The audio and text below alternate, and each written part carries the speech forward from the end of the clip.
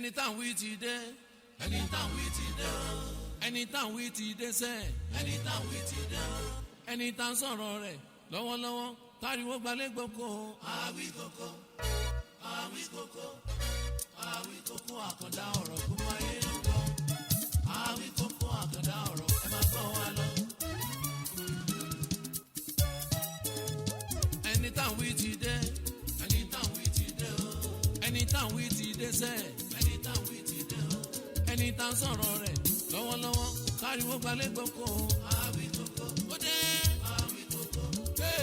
àwí koko àkàndá ọ̀rọ̀ gbogbo ayé ló ń gbọ́ àwí koko àkàndá ọ̀rọ̀ ẹ máa gbọ́ wa lọ ètò túmọ̀ gbọ́ wa tó tún nítumọ̀ gbogbo ayé ló ń gbọ́ àkàndá ọ̀rọ̀ ẹ máa gbọ́ wa lọ sọ̀rọ̀ ọlọ́gbọ́n kápákó mọ́kùn yọ gbogbo ayé ló ń gbọ́ àwí koko lójú ọlọ́rọ̀ ẹ máa gbọ́ wa lọ bọ́lọ́rọ̀ máa gbọ́ kí lọ́lọ́rọ̀ ó dẹ̀ ṣe gbọ́ ayé ló ń gbọ́ àṣà ìmọ̀ ẹ máa gbọ́ wa lọ current affairs ọ̀rọ̀ tó ń lọ ní ìgboro ẹ máa gbọ́ wa lọ kódà tó fi lórí àwọn òṣèlú wa ìtàn ẹ máa gbọ́ wa lọ ìtàn àgbọ̀n fi kọ́gbọ́n lórí ètò Awíkókó ẹ máa gbọ́ wa lọ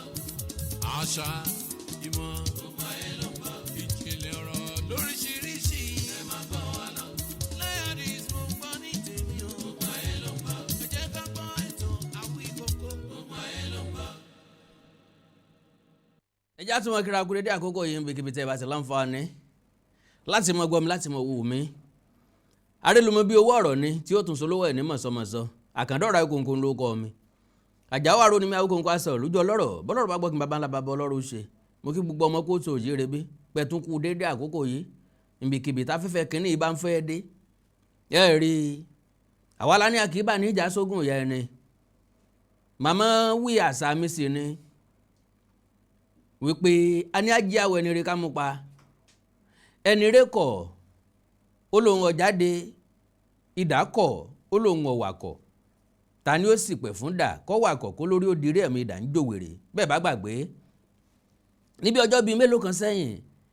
òun náà ni mo wá sọ̀rọ̀ nípa ìlú Òró oyè ọba jíjẹ ẹbẹ̀ wàhálà tí ń bẹ ń bẹ rògbòdìyàn tí ń ṣẹlẹ̀ rògbòdìyàn tí ń ṣẹlẹ̀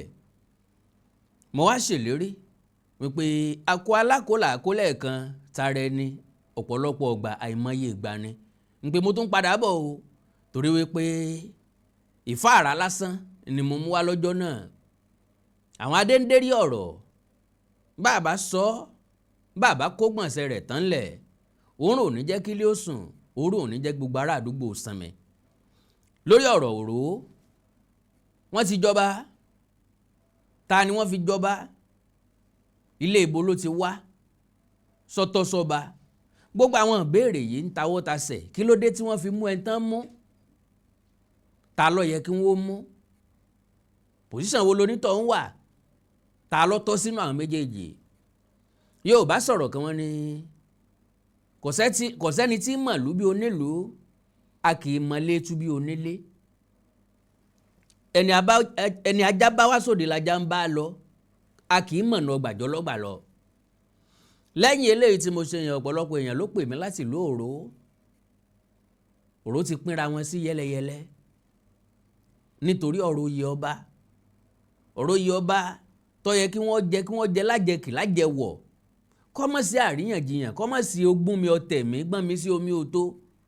ó wá di níta wá ń drága ara wa lépa ara wa lébú ara wa sọ̀rọ̀ ara wa dìtẹ̀ ara wa torí ìkíni torí oyè ọba. Let me tell you this categorically possibly ó ṣeé ṣe kíjọba ìpínlẹ̀ Kwara kí wọ́n rí sí ọ̀rọ̀ oyè ọba jíjẹ Òró ó ṣeé ṣe kíjọba ìpínlẹ̀ Kwara kí wọ́n pè fún àtúnyàn sípò ọba ọ̀hún ìdí ni wípé bàbá tó bí ọba dáa tó àmọ́ tuntò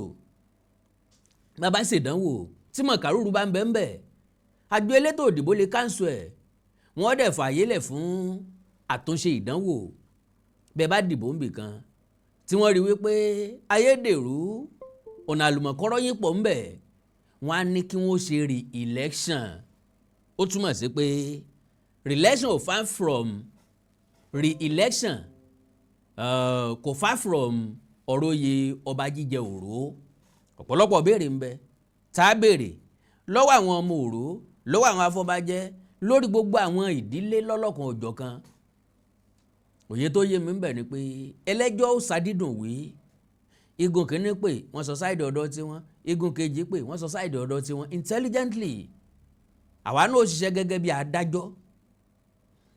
Ẹlẹ́jọ́ ọ̀tún yóò gbàgbẹ́jọ́rò tiẹ̀, ẹlẹ́jọ́ òsì yóò gbàgbẹ́jọ́rò tiẹ̀.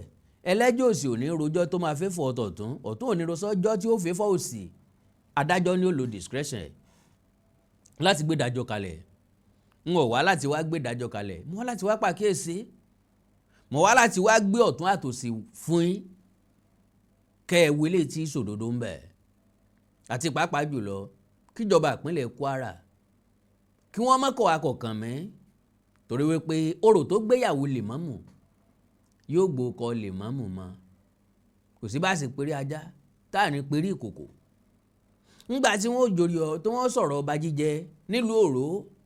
wọ́n ṣàì dárúkọ gbákejì gómìnà Ọ̀nàrẹ́bù Káyọ̀dé Àlàbí, bọ́gbẹ́ni Káyọ̀dé Àlàbí lásìpé wọ́n dákọ̀ wọn ńgbà wọ́n ń ṣènáwó tí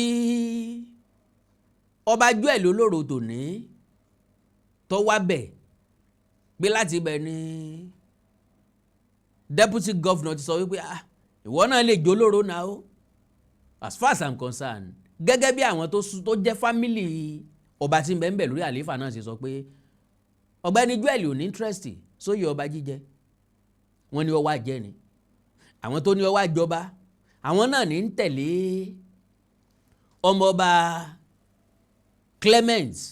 Ògúndòkun Kennedy ò ní pé ẹ ti mú gẹ́gẹ́ bí àrólé láti lẹ̀ pé bọ́ba bá wàjà o òun náà ni ó jẹ o. Ìwà ní pẹ́pẹ́sẹ́ àbẹ́rẹ́ ilé ayé báyìí.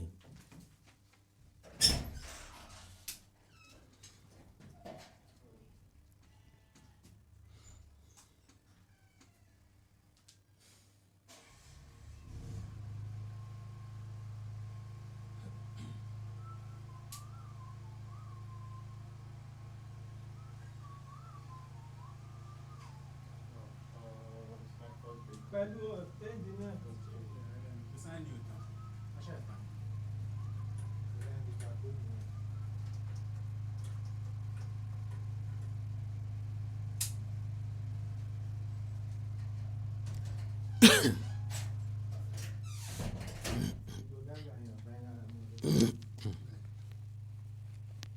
Ok, ó mú gbó kan tí ọba lára mọ́ àbí?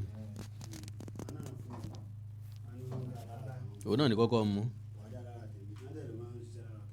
O lè má bá wọ̀ lára mọ́ mọ́ o,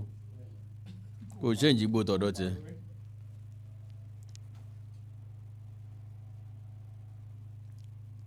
Iye oníròyìn ẹ̀ǹlẹ́ ọkàn sí ti ọ̀dà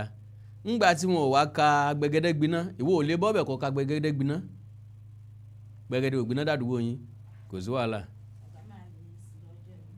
kò sí wàhálà sẹ́, yóò ronú sí i.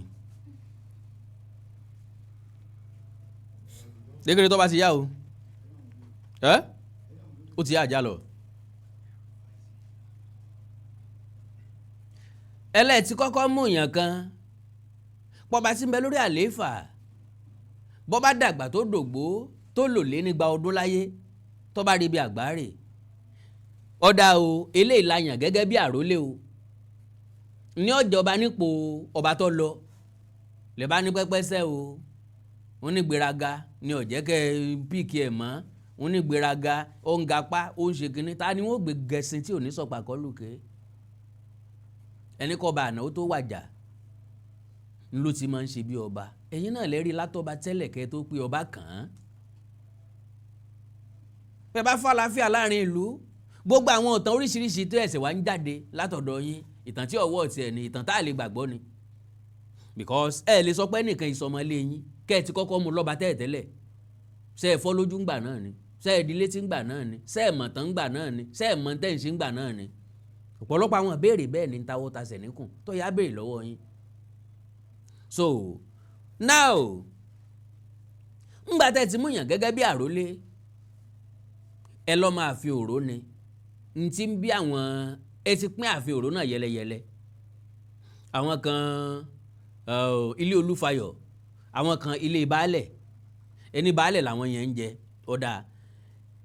ẹ wá ní ọba Joel ọmọ ilé Olúfayọ̀ ni àwọn ará ilé Olúfayọ̀ láwọn orí àwọn ọmọ àwọn tó yẹ kí wọ́n jọ jẹ́gbẹ́ láwọn ọjọ́ ṣe kékeré kò sójú orórì bá bẹ́ẹ̀ nínú láàfin Òró kò sójú orórì ìyẹ́ ẹ̀ láàfin Òró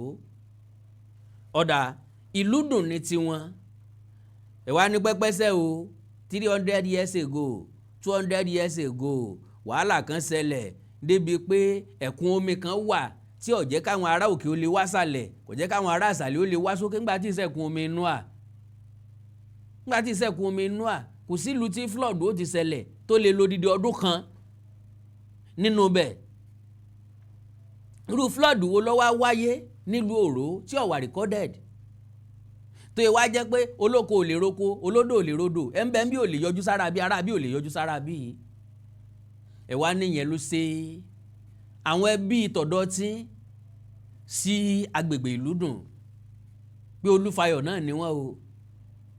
ṣùgbọ́n nǹkan tó ṣẹlẹ̀ o 300 years ago 200 years ago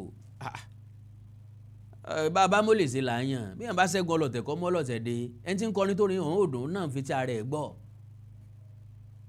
now ẹ wá ní ìdílé Olúfayọ̀ náà lẹ́yìn náà sẹ́ẹ̀mọ́ lọlé ẹlẹ́ẹ̀kí lọlé ṣùgbọ́n ẹ máa ń ṣèpàdé ọmọ ilé owó mọ̀dámọ̀dá tó bá sì kàn nínú ilé ẹ máa san ok èmi ò dispute yẹn mi ìpẹ́ tọ́ yín kọ́ mi ìpẹ́ ìsọmọ bẹ̀ ńgbà tí hàn bí mi ń bẹ̀ ǹdẹ̀ bá ń gbé bẹ̀ ṣùgbọ́n òye làgbà wò téèyàn bá jọmọ inú ilé kan bóyá yẹn máa jẹ́ ẹ̀kọ́ fáwọn ẹlòmíì majority ní ìsìn ọ̀pọ̀lọpọ̀ ọmọ mo bá sọ̀rọ̀ tó máa sọ pé ọmọ ìlú kan lòun bọ̀sùn wọn kì í má wọn lọ lé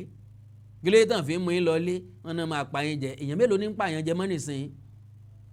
àwọn àgbà ta nílé àwọn arúgbó ta nílé wọ́n fẹ́ rí ọmọ yín wọ́n fẹ́ gbọ́ ọmọ yín jó wọ́n fẹ́ rí kínú yín ó dùn kò sájẹ́ tí ń pọ̀ ọmọ jẹ mọ́ ọ̀gbọ́ Yorùbá ní àjẹ́ tó ní kọ́ ọmọ wọn mọ́là ìgbẹ̀yìn òkú ẹ̀ ní òní dá àjẹ́ tó bímọ tó wá ní òun ò fẹ́ kọ́ ọmọ òun soríire òkú ẹ̀ náà dẹ̀ rí dáadáa síbọ̀ ọmọ tó bá lówó tọ́mọ èèyàn tó nípò tó lókìkí ṣebí ní invite ẹni tó lókìkí wá ńgbà tí bá ń sòkú ìyá ẹ̀ kò sí bẹ́ẹ̀ yóò ṣe níyà téèyàn ò ní bàbá tí wọ́n dàgbàdàgbà tí wọn ò ní kú mọ́ kò sí bí wọn náà ó ṣe dọ̀tà sáyé tó dàgbàdàgbà tó ò ní lọ àwọn tí wọ́n ń béèrè lọ́wọ́ yín ní reason wọ́n ní point ẹ wá tọ́ka sójú orórì bàbá yín bẹ́ẹ̀ bá dénú agboolé tiwa ní ìsìn á tọ́ka sójú orórì bàbá wa á tọ́ka sójú orórì bàbá wa anílé lágboolé níbi tá a ti ṣẹ̀ wá kí bàbá wo tó lọ kọ́lé bòmí ìyẹn ń jọ́rọ̀ and another point is anybody tí ó bá jọba láàrin ìlú gbọ́dọ̀ kọ́lé sínú ìlú yẹn come on à ń lọ mú yẹn wá láti Canada torí pé ẹnìkan wà ní London torí pé ẹnìkan wà lamẹ́ríkà ó kọ ìlú tí wọ́n wà la fi ń lọ mọba wá lo and behold majority wa ń bẹ Nàìjíríà majority yín ń bẹ lóko tẹ́ ẹ bẹ́ẹ̀ tààrà lamẹ́ríkà tẹ́ ẹ bẹ́ẹ̀ tààrà London àwọn èèyàn kan wà lóko wájú nìsín ìgbádùn tí wọ́n ń gbá ará Amẹ́ríkà ò gbà o torí pé àwọn hustler ló wà lamẹ́ríkà ló wà ní European countries àwọn tí wọ́n sáré lọ jámàjámà sáré lọ fa iṣẹ́ mọ́ra wọn kówó lè sarajọ kí wọ́n lè tètè kí wọ́n lè rí nǹkan rí ṣe àwọn ló wà ń bẹ̀ ọ̀gbọ́ Yorùbá ní asáré lówó ń bẹ lọ́nà ogun apọ̀sẹ̀sẹ̀ lówó ń bẹ lọ́nà ọjà bọ́pẹ́ títí ń ó lówó olúwa rẹ̀ ń bẹ lábàtì ìjẹ̀sùnsù so now bẹ́ẹ̀ bá jọmọ agboolé ọ̀hún lóòótọ́ ẹ̀yin tẹ́ dá wàhálà ẹlẹ́yìí rèé kí làwọn fámìlì yín wò 300 years ago 200 years ago tí wọ́n wá du ọba. That is another fighter point. Now, ẹ wá yànyàn láwù ló lé. Bọ́ba bá wàjà ó ní ọjọba. Ọba wàjà tán ẹni ó gba fọ́ọ̀mù. Kódà gan agboolé ló tún gba fọ́ọ̀mù fún. Because ẹnìkan sọ fún mi pé ọ̀rẹ́ àwọn kan ló gba fọ́ọ̀mù fún lọ́sẹ̀ndó everybody testify sí gbogbo àwọn tí mo bá sọ̀rọ̀ lóru testify sí. Ń pẹ́ nìkan tí wọ́n ń pè lólówó or something lọ́sẹ̀ndó owó fọ́ọ̀mù sí àrólé. Bóyá family ló wá dá owó yẹn padà fẹ́ nìyẹn wọ́n padà dá owó yẹn padà fún onítọ̀hún family ló padà gba fọ́ọ̀mù fún. Ọ̀dà o ó wá jẹ́ pé èèyàn ló gba fọ́ọ̀mù fún yàn, ó jẹ́ pé ẹbí ló gba fọ́ọ̀mù fún yàn, ó jẹ́ pé òǹtọ̀ ló gba fọ́ọ̀mù fún rẹ̀, n tó mú yàn tẹ́ fi gba fọ́ọ̀mù lọ́wọ́ ẹ̀ pé kó gba fọ́ọ̀mù that means ó kúnjú òṣùwọ̀n ọ̀kájú ẹ̀ ọmọ ilé yín ni ọwọ́ tiẹ̀ ńlẹ́jọ́ fún láǹfààní láti gba fọ́ọ̀mù. Kéèyàn ó tó gba fọ́ọ̀mù lẹ́sọ pé wá ń bí o èyí sọmọ ilé wa o oyè ò sì tọ́ sí ọ. Ẹjọ́ eléyìí lẹ́jọ́ máa rò kó tó di pa àsìkò ọba tó àsìkò láti jọba tó. Ẹni wọ́n kọ̀ǹtẹ́sì àwọn bíi 8 àbí 10 ni wọ́n jọ kọ̀ǹtẹ́sì, ẹni ipò 6 ló ṣe, ipò 7 ló ṣe, ẹni tẹ́ ẹ gbé pòsíṣàn ipò àkọ́kọ́ fún that is Joel tó wà lórí oyè nísìnyí, tẹ́ ẹ gbé number 1 fún, tẹ́ ẹ lọ wọlé ọ̀nà post, tẹ́ ẹ lọ wọlé 100% gbé gbogbo criteria lóní, kí lẹ fi pick criteria yín because as far as I'm concerned kò kọ́lé sòrò as at then tó bá ẹsẹ̀ kọ́lé bẹ̀ lónìí ni kò gbélé Canada ní ń gbé, kò ṣe nǹkan kan lu òró tẹ́lẹ̀tẹ́lẹ̀ rí, tó bá sì ṣe ẹ mú jáde ẹja rí. Ìyẹn túmọ̀ sí pé wọn ò mọ̀ nílé àwọn aráalé láwọn ò mọ̀. Kí ni máa ń bẹgbẹ́ jẹ́, kí ni máa ń bọ̀rẹ́ jẹ́, àdánìkan jẹ́ tí mú kí adìẹ tó gbé kò ló hánu kó sá fáwọn mọ̀lẹ́bí ẹ̀. Kínní náà bọ́ bá bọ́ọ̀lì wa náà ìbádà, bọ́ bá bọ́ọ̀lì wa náà ìbádà la fi ba gbogbo ẹ̀ jẹ́, láàfin mẹ̀tọ́ mọ́, láàfin gùn létò mọ́, láàfin tẹ̀ létò mọ́, láàfin ṣe bó ṣe rí, láàfin ṣe bó ṣe gbà, láàṣẹ bó ṣe rí mọ́, ní gbogbo nǹkan fi ń dàrú mọ́ra wọn. N tí wọ́n ń jẹ lóyè ọba kò yé mi ò dorúkọ lọ, n tá ń fàfàfà lọ́rọ̀ oyè ọba I don't know. Ilé ọlọ́ra tó wà lóru mi ò mọ̀, epo rọ̀bì tí ń bẹ́ńbẹ̀ tán fẹ́ jókòó tẹ́ mi ò mọ̀, gold àti silver tí ń bẹ́ńbẹ̀ àti diamond tí ń bẹ́ńbẹ̀ téèyàn fẹ́ tẹ̀ bàtì lọ́rùn tí ó ti máa rówó bẹ̀ mi ò mọ̀. Kí wàá ní làálàá ilé ayé, kí láá jẹ tí ò ní tán yàtọ̀ sọ́lá Ọlọ́run. So gbogbo ẹ̀lẹ́ wá ń dráàgì àwọn eléyìí wá láwọn dúró lórí ẹ̀tọ́ àwọn páwọn ò ní ta ogún òbí àwọn, lára wọn náà wọ́n togún òbí o, lára wọn náà wọ́n tẹ̀lé ọba tí ń bẹ lórí àlééfà lọ́wọ́, wọ́n déédéé padà bèrè lẹ́yìn tán ti ń tẹ̀lé tẹ́lẹ̀tẹ́lẹ̀. Ńgbà tó òun ti ṣẹ́jú pẹ́ wọ́n ti lọ ẹ̀fọn ti fẹ́. So number 1 criteria ń tẹ́ ẹ wò tẹ́ ẹ fi píìkì ọba Joel gẹ́gẹ́ bí first choice because as far as I'm concerned bóyá school satoda ni according to allegedly gẹ́gẹ́ bí ìtàn ṣàlàyé fún mi. Meanwhile many graduates ló wà lára àwọn tán jọ díje. Barrister Clement onísìnyí gẹ́gẹ́ bí àlàyé tí mo gbọ́ graduate ni, ó study philosophy, ó study international relations, ó study law. So ó túmọ̀ sí pé ó ní ìrírí, ó ní experience, ó ní maturity. Then ó ní màwé, ó lẹ́kọ̀ọ́ òwe. Káwá mọ́ tiẹ̀ lọ sọ́nà bẹ̀rùn wípé orí ní yan adé, orí ní yan ọba. Àti pé eré ìje kìí ṣe fẹ́ni tó mọ̀ ọ́n sá, ogun jíjà kìí ṣe fún alágbára. It is not how far but how well lọ́pọ̀lọpọ̀ ọgbà. Ṣùgbọ́n we all love transparency. Ìjọba àkóyawọ́, kéèyàn ó ṣe nǹkan àkóyawọ́, gbogbo alámọ̀ ń fẹ́. Béèyàn 10 bá ń dùn nǹkan, béèyàn 2 gan bá ń dùn nǹkan, wọ́n ti mọ̀ pọ́wọ́ ẹnìkan ni ó bọ́ sí. Ṣùgbọ́n tí ó bá bọ́ sọ́wọ́ ẹnìkan yẹ kí wọ́n mọ̀ wípé kálukú ti play role ẹ̀, àwọn ti try best àwọn, ó padà wá dámúntàn lọ́wọ́, wọ́n wá gbà, wọ́n fi gbogbo ẹlẹ̀ fọlọ́run. Ṣùgbọ́n bí ìrújú kan bá wà ń bẹ̀, tí àwọn nǹkan kan ń bẹ̀ ń bẹ̀ tí ò clear tó, èèyàn máa sọ pé àárín kan ò clear ń bẹ̀, mo fẹ́ kẹ́ clear ẹ̀. Now wọ́n ní ìlú dùn ni wọ́n bí ọba Joel sí, ìlú dùn ló dàgbà sí, ìlú dùn lójú olórí bàbá àti ti màmá wà. Ẹ̀dẹ̀ ní ìdílé Olúfayọ̀ náà ní sọ́rí o, wọ́n ibà yẹn dá sọ̀rọ̀ ẹbí o, ṣùgbọ́n èmi wò wípé bí ìdílé kan bá wà nínú ìlú kan because ìlú tó kóra wọn papọ̀ tí ń jòrò gẹ́gẹ́ bí àlàyé tán ṣe fún mi ó ń tó bí ẹkùn 11. Ó dáa nínú ẹkùn 11 yẹn bí fámìlì kan bá máa wà nínú ẹkùn méjì àkọọ́lẹ̀ ó ti wà sílẹ̀ ń pé nígbà báyìí o àwọn ìdílé àwọn kan ya kúrò láàrin wa o wọ́n lọ sọ́nà báyìí o ó ṣeé ṣe kí wọ́n padà wá lọ́jọ́ iwájú ara wa ni wọ́n mọ́ta wọn nù. Unlike ìran bàbá ń sọ̀rọ̀ nípa ọlọ́fà nísìn ìran ni kì í ṣe ìlú ìran ọlọ́fà fọ́n káàkiri bàbá ń sọ̀rọ̀ nípa Oníkòyí Olúgbọ́n Àrẹ̀sà wọ́n fọ́n káàkiri ìdílé kí lorúkọ ẹ̀ Ológbòjò Alápà àti bẹ́ẹ̀ bẹ́ẹ̀ lọ ìran ni wọ́n now àwọn yẹn la lè rí káàkiri pé àwa ń bí bọ̀tí tí wọ́n ń pè ní ìdílé tọ́dẹ̀ jẹ́ ìdílé ọba bó ló ṣe fọ́n kálẹ̀ bẹ́ẹ̀ we want to know àwọn yẹn wá sọ pé àwọn ò ní ta ogún ìbí àwọn dànù wọ́n ní bàbá fẹ́ mólè ẹja yan bàbá ṣẹ́gun ọlọ́tẹ̀ ká ń bọ́ lọ́tẹ̀ dé ẹja pabì káyàbí dùn so ọ̀pọ̀lọpọ̀ ọ̀rọ̀ yìí lórí àwọn tí kíní ọ̀hún ṣẹlẹ̀ sí àbí lórí àwọn tí wọ́n ríra wọn gẹ́gẹ́ bí onípò alágbára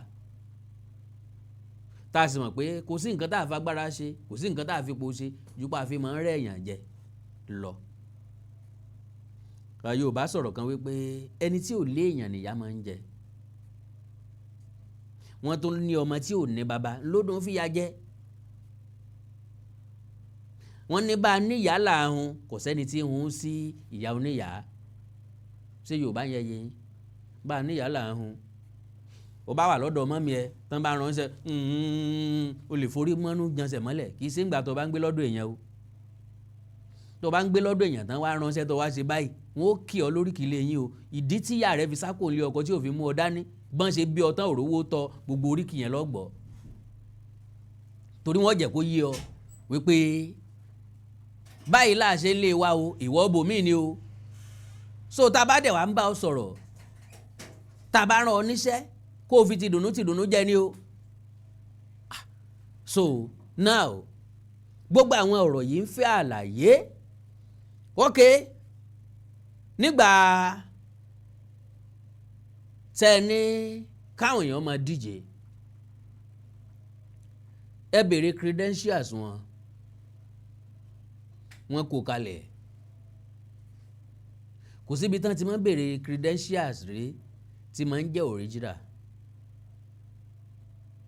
tẹ́ bá béèrè credentials anybody tó pín credentials ẹ̀ káàkiri photocopy wọ́n pín o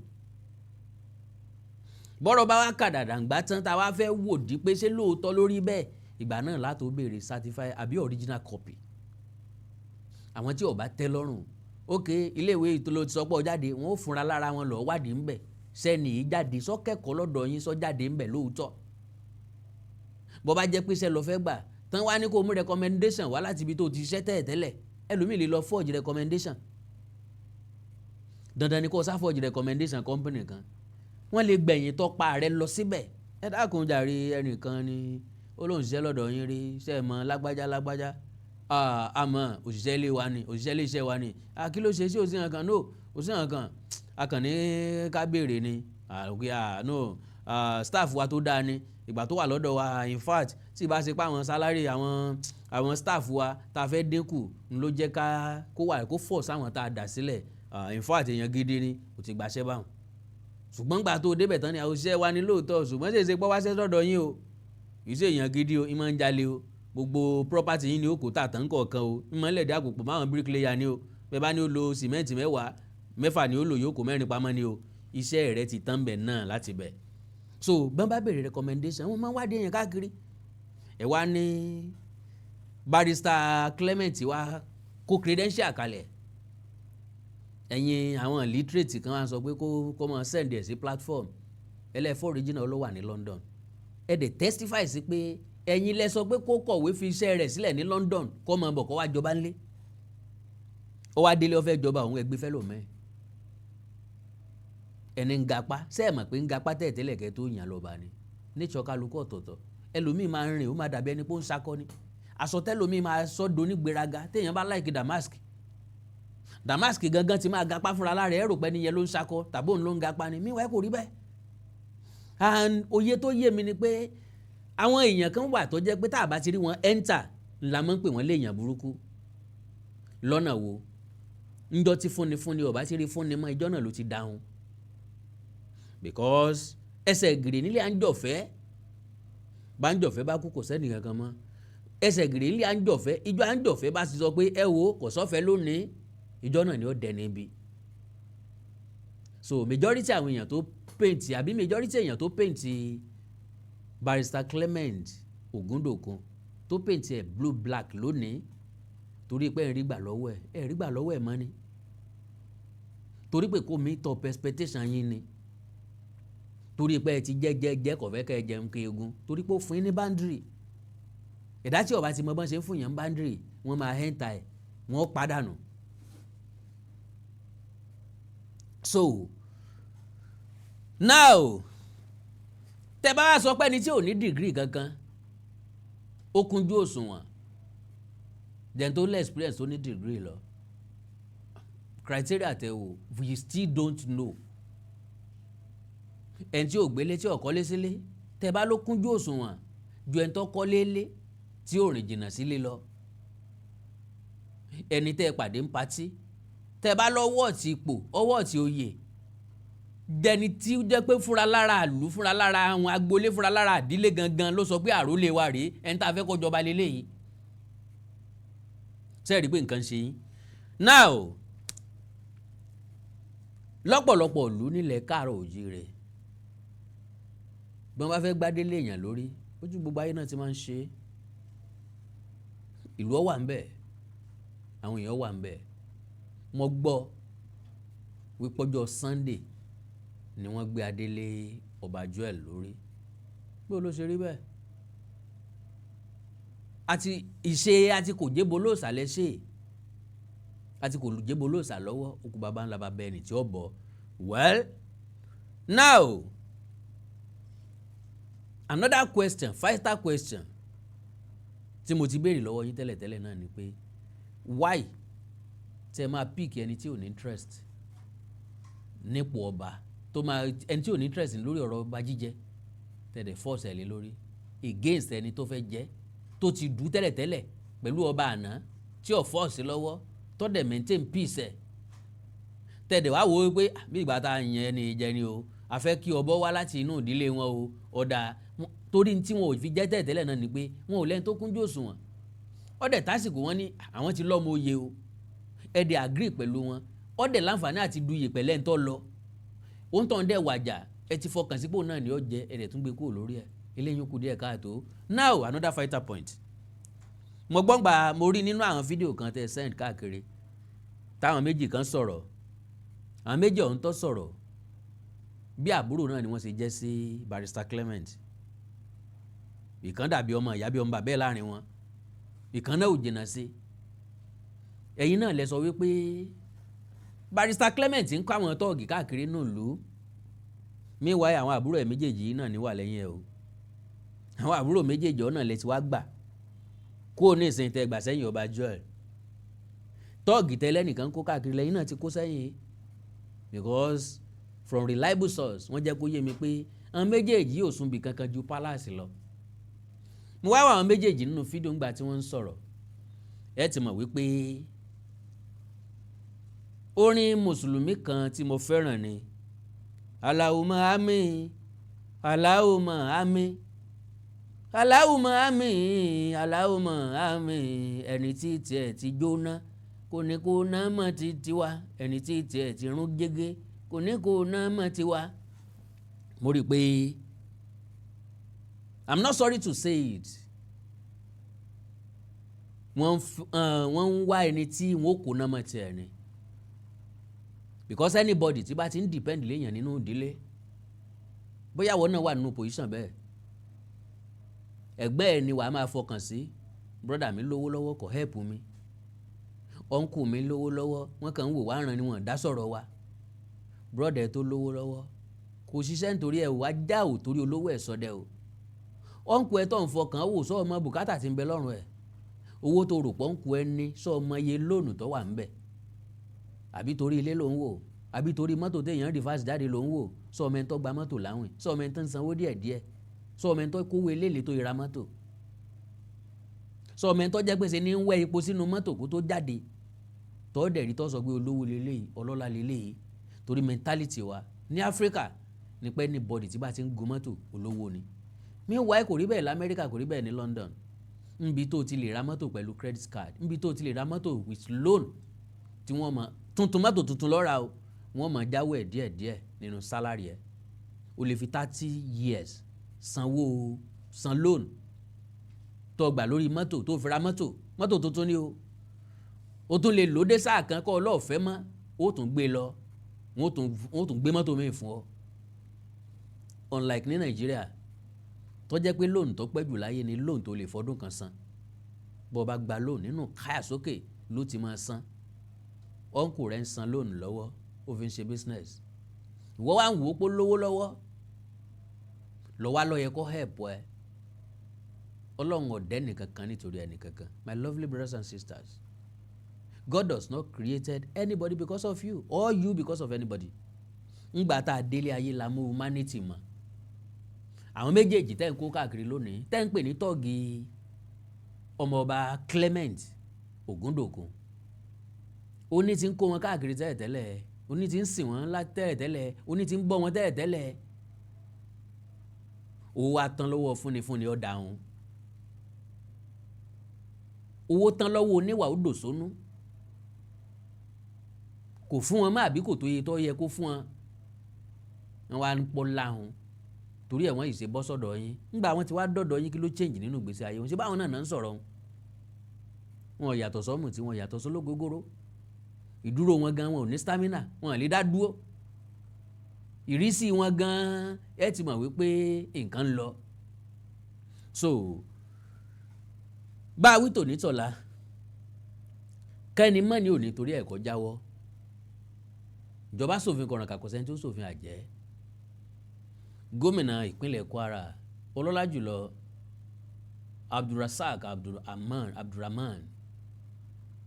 ọ̀rọ̀ ló délẹ̀ yìí ọ̀rọ̀ lú òró ẹ bá wa pe àwọn afọbajẹ ẹ kó wọn lọ dí Ògùn tá ń dalẹ̀ tá ń gbàbẹ̀ tẹ́lẹ̀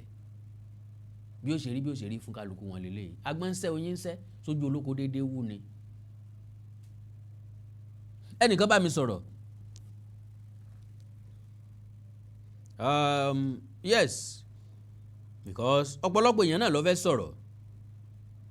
mo jẹ́ kó yé wọn wípé ẹni tí ó bá ti ní sọ̀rọ̀ kí n lè refer sí ọ̀rọ̀ ẹ̀ tàbí kí n lè play voice ẹ̀ kọ́mọ̀ wulẹ̀ bá mi sọ̀rọ̀ kí n mọ̀ wulẹ̀ establish kankan látọ̀dọ̀ wọn because ìyẹn ló máa túmọ̀ sí pé ẹ mọ̀ tẹ́ ń sọ ẹ wà báyà àṣẹ ẹ̀dẹ̀ parọ́ ẹ já gbọ́rọ̀ tẹ́ni sọ pápápá náà ni. ẹ káàárọ̀ sáà o ẹ ṣeun ọlọ́run lọ́rẹ́ mi bàbá èmi ni Àlàbá Felix Oyèníyì ọmọ bíbí ìlú Ààfin Òro ni mí. àwọn dẹ̀ ni ẹni ní youth president fún Ààfin Òro. bẹ́ẹ̀ náà ti bí mi ìyẹ̀dẹ̀ mo dàgbà sí bẹ́ẹ̀ mo ti lọ iléèwé mi. mo kàn fẹ́ dá sí ọ̀rọ̀ tó ń lọ lọ́wọ́ nílùú Ààfin Òro tèmi ṣe rí lárí dájú pé ẹni tán gbé ọba lé lọ́wọ́ kò ń ṣe ọmọ bíbí ìlú Ààfin Òro. bàbá kò sí ilé bàbá ẹ̀ ní Ààfin Òro kò sí ilé ìyá ẹ̀ kò sí bẹ́ẹ̀rì bàbá ẹ̀ ní Ààfin Òro kò sí bẹ́ẹ̀rì ìyá ẹ̀ ní Ààfin Òro. bọ̀ bí ọ̀rọ̀ yẹn ṣe lọ nísà láti 32 sí 35 years ago òun ni àwọn bàbá wa ti fi ọwọ́ mú Dr. Clement Ògúndòkun kó wá jẹ ọba ní àsìkò tí dààmú ọba máa kan Ààfin Òro. nígbà tí ọba Ìjẹ̀ta kú tán fẹ́ yan ọba àná wọ́n jáde síta lóòótọ́ wọ́n fi gàgbága a ní àwọn aráàfin kan náà ní ìlú dùn tí jẹ́ pé àwọn náà lè jẹ ọba but ìgbà táwọn fẹ́ jọba nígbà yẹn wọ́n mú bọ̀dá yẹn náà àti bọ̀dá Clement wa so bọ̀dá yẹn ni wọ́n á mú pé kó jẹ ọba ìgbà tí wọ́n lọ wájú tí wọ́n lọ sẹ́yìn wọ́n ní kókó torí pé kí ni kò kọ́ ilé sí ìlú kò kọ́ ilé sáàfin takóhun náà bá kọ́lé sáàfin láti gbà yẹn ni ọba ànágan àbátijọba ní Ààfin Òro so wọ́n sá disqualify ẹ̀ fún pé kò kọ́ ilé sí ìlú. nígbà tí ó wá di ọba àtàná wá kú wá di pé bọ̀dá wa yẹn náà wá dìde wọ́n sàmúkọ gbogbo wọn lọ bàtà mọ orúkọ lọ síwájú fa ànbọ òbí tán lọ orúkọ Clement sá náà mú so bàtà wọn fẹ́ mú orúkọ wọn lọ sí the last place àwọn ayò orúkọ Clement kú ibẹ̀ náà bá ti lọ mú ọmọ kan àwọn ọmọ àfin ni wàhálà ọmọ ìlú dùn ni náà bá mú júẹ̀lì wá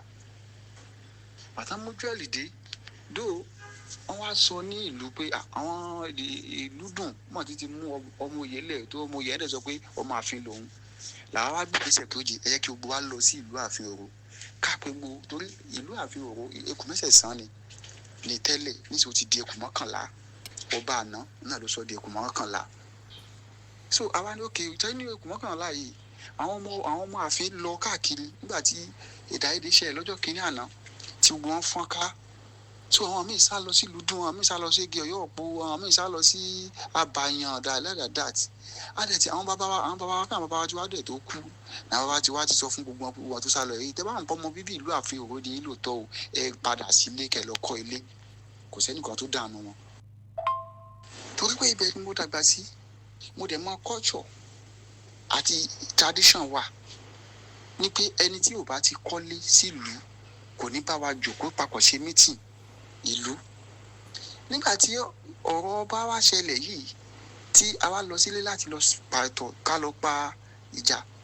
parí ìjà ká mọ̀ pé tó ọmọ àfin náà ni júẹ̀lì o kó náà dẹ̀ jáde wá kó wá sọ tẹnu ẹ̀ka bó ṣe lọ àwọn ọmọ ìlú dùn bẹ̀rẹ̀ sí ní fẹ́ bá àwọn ọmọ àfin jà tí gbogbo wa fi túká ní ọ̀sánjọ́ yẹn ní sátọ̀dẹ̀ ló bọ́ sí ní June. now wọ́n ní òkè ń sọ máa fi òró ọlọ́mọ àfi òró ni ọ̀dà náà tó bá jẹ́ pọ́ máa fi òró ni ọmọ ọ̀bọ̀n lé wá fi lé yín hàn wá káyanjú ẹ̀ ń tùbí nùbí ẹ̀ sọ́ dìjà. 2024 èmi dẹ̀ Èkó mo ti ṣiṣẹ́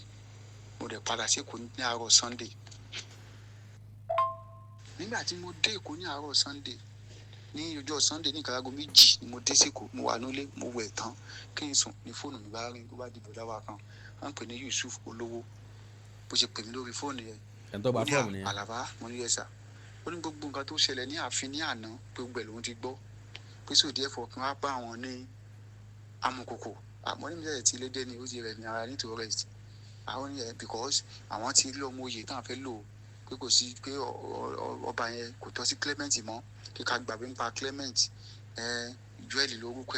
ẹ̀ kí n máa bọ̀ mo ní ìrẹ̀lẹ̀ wá báyìí pé kásá gbàgbé nípa wíwé kí n fún wọn ní nọ́mbà bọ̀dá mi ìmìlàkẹ́ndì mo ní máa kọ́ bá wọn sọ̀rọ̀ náà wọ́n dẹ̀ ní kí n fún wọn náà ní nọ́mbà Fẹ́mi torí bọ̀dá tí mo ń sọ yìí tí mo fi mọ̀ wọ́n nísìnyí báyìí kò tí ì pọ̀dún mẹ́rin tí mo ti rí wọn rí wọ́n dẹ̀ náà máa fi ní wọ́n bọ̀ wọn gbélùú I don't know him now so mo sáà kú Làkẹ́dì mo sọ fún Làkẹ́dì ní ẹ̀yàn kò sí tó kàn pẹ̀lú tọ̀rọ̀ lọ́ba dé bíbí tí kéésì mímọ̀ pé bàbá ní pé ká má bá wọn sọ̀rọ̀ kankan nípa tọ̀rọ̀ lọ́ba pé ká fi wọ́n lẹ̀ mo ní pé àtàndẹ̀ ní pé ààfin ní adé kàn pé ẹ ká wá ọmọ ààfin tí ó jọba pé nǹkan tí bọ̀dá olówó sọ ń tán sọ ní o Làkẹ́dì náà wọn ò mọ olówó yẹn wọn ò mọ mo rà ìbẹ́yìn lẹ́jọ́ mi lọ báà lẹ́jọ́ nímọ̀ bí a tó gbé kò gbé ilé ni àdéhùn de mo ṣáà líǹkì àwọn méjì papọ̀ àti ó gba olówó yẹn wá pé orí wọn lòun fi dá ọkọ Làkẹ́dì mọ̀ pé òun ti rí wọn láti bàtàn pé 8 or 9 years lòun kálukú ti di part now wọ́n ṣàwá fọwọ́ mú pé ókè ó yá ẹ jẹ́ ká gbàgbé pa. àwọn tó wà lóde ló ń dictate life àwọn tó wà nílé o. pa Bọ̀dábọ̀dé ilé ló jà kìtàkìtà táwọn èèyàn tẹ̀ fi rántí ààfin bí ẹ gbádé padà fáwọn tó náà dé so ìjà yẹn náà wá inú ẹ̀ ló wá bí everybody till the extent pé ọ̀sán kò òru kan la bára wa nílọrin níwájú special adviser to the governor pẹ̀lú Joel himself bó ṣe ń tẹrí ba ní tó ń tẹrí ó ní ẹ̀yìn ẹ̀bọ̀ ẹ̀yìn bọ́dà ẹ dákun ẹ ràn mí lọ́wọ́ èmi wá sọ fún lọ́jọ́ kìíní àná mo ní ṣé wọ́n mọ̀ pé ẹni tí ó bá jọba ààfin òru tó àpọ̀ ọmọ ààfin ni ó gbọ́dọ̀ ní ilé ohun táwọn láì dáhùn rú táwọn àwọn bàbá wa dẹ̀ sọ ni ẹ pé ẹni tí ò bá nílé kò ní bá àjòkó ṣe meeting one kò tún ní gba ipò ọba ó ní ẹ òun máa sáré lọ kọ́lé wàá mo dẹ̀ ní gbogbo amenity tẹ ká ní ààfin wàá ṣe síbẹ̀ ó ní yes mo ní òkè sórí tọwọ́ bọ̀ wí kó kọ́ ó ní yes mo gbéwèé fún ó kọ́ ó sign mo dẹ̀ ní pé táàdẹ̀ fẹ́ jẹ ọba tí wọ́n fẹ́ jọba ìlú tọ́ àjẹwọ́ inú ààfin owó láti fẹ́ jẹ àjẹwọ́ o ibẹ̀ láti gbà yẹn ẹ̀dá èdè ti wà nílùú àfihàn ti pín to the extent pé àwọn family kọ̀ọ̀kan bẹ̀rẹ̀ sí ní bú wa bẹ̀rẹ̀ sí ní bú Oyèníyì wọ́n bẹ̀rẹ̀ sí ní pé one sort of name mo lè sì lè mention some of them àwọn míì gan tó lọ fi gbá àgbọ̀n pọ̀ wọ́n fẹ́ lọ lu ìyá tó bí àwa torí pé àjọ pé a mọ ojú ẹ̀ lèyẹn rí tí wọ́n tún ní kí àwọn èèyàn má lọ bá wọn ra ọjà mọ́ to the extent pé if my mother is not even be careful that day àwọn obìnrin ìlú then á fẹ́ bẹ̀rẹ̀ sí ní nà wọ́n bàbá mi fẹ́ kẹ́ máa wo kínní kẹ́ máa wo kẹ́ wá yọ ẹ̀bí ti tèmi jáde níbẹ̀. So at the end of the day wọ́n ṣàwá pé gómìnà wa announce pé tó ẹni báyìí ní ọba olóró preparation wa bẹ̀rẹ̀ dẹ̀múta sọ fún Yusuf pé àjẹwò tó bá pọ̀ máa fi nílò tọ́ o ẹ jẹ́ kó lọ jẹ àjẹwò ẹ̀ sínú ilé bàbá rẹ̀ ní ààfin Ọ̀run we have our office ní ààfin tí o bá tẹ̀ sí kọ́lé tí o bá ti sọ fún pé tí wọ́n ti mú ẹ wà lọ kọ́lé wọ́n dẹ̀ mú Yusuf sá lọ gbé wọn pọ̀ wọ́n lọ ṣe àjẹwò yẹn ní ìlú dùn definitely dẹ̀ pé ọmọ ìlú dùn ni wọ́n jẹ́ pọ̀ mọ́ ààfin lóòótọ́ ni òun gán gbọ́dọ̀ fight bẹ́ẹ̀ ẹ jẹ́ kí n lọ dó sílé àwọn Oyèníyì ẹ jẹ́ kí n lọ dó sílé àwọn Adékẹ́yẹ ẹ jẹ́ kí n lọ dó sílé àwọn Adéoyè náà kí n ṣàjẹwò níbẹ̀ tí wọ́n ń lé bàbá mi èmi ò pé nǹkan tó yẹ kóun náà sọ nìyẹn àdéhùn ìyọ́n tàbí gbogbo ẹ̀ lọ ibi tí owó tó ti wá bẹ̀rẹ̀ ni pé eléyìí ò ń ṣe túlé ọmọ ààfin o tèmi fi padà lẹ́yìn ẹ̀ nìyẹn tó gbogbo nǹkan tó yẹ kó ṣe sílùú kò ṣe ó dẹ̀ bí tí ó sá ń sọ fèmí ó tún sọ fáwọn pé àwa ọmọ àlè pòun lọmọ nílùú that is the betrayal tèmi rí pé ó ṣe fèmí tèmi ò fi gba títí ẹ̀ mọ́ ọmọ ààfin kọ́ it's not from ààfin àwọn babaláwa bàbá tó sá lọ náà nígbà yẹn tẹ́pẹ́ àwọn míì ọmọ ààfin ni wọ́n gbogbo wọn kọ́ ló lè jẹ ọba ó náwọn míì tán jẹ ní ìlú dúnbẹ́ ẹ̀dá káwọn kan máa ń joyè wọ́n sà wọ́n ń jo àwọn ìpẹ̀tù náà wọ́n lè jẹ. irú bàbá Joel yìí pẹ̀tù náà lọ jẹ bóò ni bàbá ó ṣe jẹ oyè ọ̀tún tàbí joyè balógun tọmọ wà jẹ kábíyèsí tọmọ wà jọba gbogbo àwọn nǹkan yìí question ni tó yẹ ká béèrè lọ́wọ́ ara wa gbogbo àwọn ìbéèrè tó yẹ kí wọ́n béèrè lóòrò lélẹ́yìí. jẹ wọ́n àtàntí wa lọ fi ẹni tó lè joyè pẹ̀tù kan lọ fa sóyè ọba ẹni kí ẹ bá wa wò ẹ yẹ kí ìjọba kó bá wa dá sí i. tẹ bá fẹ́ rí mi pé if you want to me to appear on the radio or on the TV I'm ready.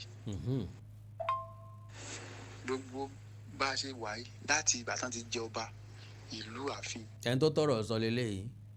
kì í ṣe ẹni tí ó mọ kì í ṣe ẹni tí ó sọ̀rọ̀ tí ó sọ pé òun fẹ́ jẹ́ kán gbóhùn òun náà kí irú ẹni bẹ́ẹ̀ mọ́ bí mi sọ̀rọ̀ tèmi. kò tí tòrò kò ti dá sí méjì bẹ́ẹ̀ náà ni ìlú Òru àwọn míì sọ pé àwọn ti nọ́ba àwọn míì sọ pé àwọn ò nọ́ba ọwọ́ agbára níjọba lò tó fi yan ọba tí Ifá rẹ̀ ṣe sọ yẹn pé kán dá adé padà fún ààfin Òru ọmọ bíbí ìlú ààfin Òru tó jí ní ìlú ààfin Òru tó dàgbà sí ìlú ààfin Òru tó mú mi odò Ayaba ẹbí Joel tó mú odò Ayaba rí ẹbí ìtàn fún ní ọba ẹni tó mú mi Ayaba rí ẹni tó bá mú mi Ayaba yóò mọ̀ ṣe wọ́n ń bọ Ọlọ́fin à wọ́n bọ Ọlọ́fin à ṣe orí ṣe ọba wọ́n bọ Ọlọ́fin à ní just of ìṣẹ̀lẹ̀ ààyè week or 2 weeks ago agbóhùn tó ṣẹlẹ̀ sí wọn wọ́n fẹ́ bọ Ọlọ́fin à tí àwọn babaláwa bá wọn bọ àtàfin Òru náà ti máa ń bọ ó ilẹ̀ wà láàfin Òru wọ́n pè igi kan ní igi ìbọn ní nílùú ààfin Òru àwọn Ṣàngó ló wọn wá bọ iná ní mú iná lẹ́nu ni wọ́n fi máa wá síbi igi yẹn kò sẹ́ni tó lè gùn dùwọ́ gbogbo ara rẹ̀ láti ilẹ̀ títí dé orí dé ewé ẹ̀gún ni ìdí ìbọn ni la máa ń pè bọ̀tà wá gbọ́njú mọ́ ṣé ẹbí Joel só mọ́ gbogbo àwọn nǹkan gbogbo àwọn ritual tó yẹ kí Joel wá ṣe láti ààfin rẹ̀ ni kó tó wá lọ sí orókè Ọlọ́fin à àwọn àfiwò bẹ̀yẹn lẹ̀ wọ́n fò lọ sí orókè Ọlọ́fin à ẹbí Joel tó dàn jọba pé tó sun ààfin Òru rí láìpẹ́ ti bí ẹ mọ̀ yẹ ká para irọ́ tán wa tá bá ní ká wá filẹ̀ kó jọba ò kọ́mọ jẹ́ lọ ó ní láti wá síta láti wá sọ ọ̀rọ̀ bó ṣe débẹ̀ because àti gbẹ̀mí sí báyìí sọ̀rọ̀ ní I'm not happy with all of them àwọn à ń sọ pé àwa kan ní traitor àwa kan ní betrayer àwa kan láti gbowó mi mo ẹni tó wà ń bò ti sanwó fún mi tí mo fi ta dé bàbá mi kó jáde kó wá sọ kó dẹ̀ fún mi ní state bí tó ń san sí. now brother mi sọ̀rọ̀ ilẹ̀kùn àwọn náà gbìyànjú àti ra ròjàre bọ̀bí kàbá rojọ́ ìkàkọ́ ni ó dá gbogbo wọn yìí náà wà nù ẹni tó dá gbogbo ń tó ṣẹlẹ̀ ilẹ̀ ẹ ti tẹ̀lé nìkan tẹ́lẹ̀ wọ́n wá ní ẹ wá tẹ̀lé lómi kí ló dé tẹ́ ẹ̀ dínà ìpadà di kí ló yẹ tẹ̀ dínà ìdélẹ̀ kí ló yẹ tẹ̀ yarí délẹ̀ pé no ẹni tá a ti gbé dání náà láti gbé dání ìdínú náà tán fi ń pè ní traitor tán fi ń pè ní lọ́dàlẹ̀. ìjọba ìpínlẹ̀ Kwara ọ̀rọ̀ rẹ o ẹ bá wa gbé ìgbésẹ̀ sí orin tèmi ọkọ̀ tí n ó fi máa dágbére ni pé àwa ò fọba jẹ lórí irọ́ àwa ò fọba jẹ lórí ẹ̀tàn o a ò lè jẹ́ kó rí òbí ní o làágbé òjọba mọ́ Adétòkunbọ̀ ní yọjọba àwa chíǹjẹ̀ sí àwa ò fọba jẹ lórí irọ́ àwa ò fọba jẹ lórí ẹ̀tàn o a ò lè jẹ́ kó rí òbí ní o Jóẹ́lì òjọba mọ́ Ògúndòkun mọ́ ní yọjọba Jóẹ́lì òjọba mọ́ Kílẹ́mẹ́ǹtì ní yọjọba. Àkàndá lórọ̀ lẹ́nu bíi tẹjọ Àjàó ara ogun nǹkan aṣọ lójú ọlọ́rọ̀ bọ́lọ́rọ̀ bá gbọ́ kí n máa bá ń la bàbá ọlọ́run ṣe. ọ̀pọ̀ ọ̀rọ̀ ní bẹ lágbẹ̀dùn mi tí mo fẹ́ tẹnu yàmọ́ gbọ̀nsẹ̀ gbogbo nǹkan romi górógó ọ̀rọ̀ ń ta ó ta sẹ́ ń bẹ̀. ẹ jẹ́ n bá ń fi léyìn ṣe lónìí dèmà o bí n bá padà wá ìpadàbọ̀ abìjà